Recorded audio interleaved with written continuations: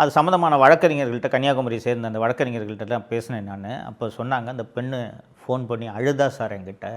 கண்ணா அப்படின்னா பயங்கரமாக அழுதா.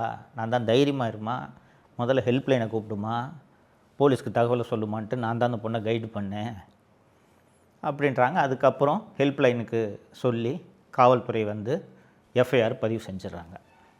மக்களே, நீங்கள் இதெல்லாம் வந்து தமிழ்நாட்டில் நடக்குமான்னு நம்ப கூட முடியல. அந்த பெண் தனக்கு நடந்த அந்த செக்ஷுவல் அசால்ட், அந்த பாலியல் வன்முறையை என்னென்னலாம் நடந்துச்சோ, அந்த ஞானசேகரன் என்னென்னலாம் செஞ்சானோ எல்லாத்தையும் டீட்டெயிலாக புகாரில் சொல்லியிருக்கு. அந்த புகார் அப்படியே எஃப்ஐஆராக பதிவு செய்யப்படுகிறது. இந்த எஃப்ஐஆர் சமூக வலைத்தளம் முழுக்க சுற்றுகிறது.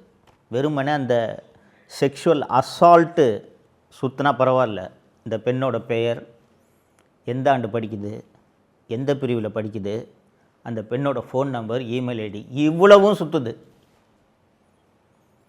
பாதிப்புக்கு உள்ளான இந்த பெண் தன்னுடைய வழக்கறிஞர்கிட்ட ஃபோன் பண்ணி, அங்கிள் யாரோ எனக்கு ஃபோன் பண்ணுறாங்க, யாருன்னே தெரியல, கண்ணா புண்ணான்னு எனக்கு கால்ஸ் வருதுன்னு சொன்ன பிறகு தான் சமூக வலைத்தளங்களில் இந்த எஃப்ஐஆர் லீக் ஆகி சுற்றுதுன்ற விஷயம் வெளியில் தெரியுது.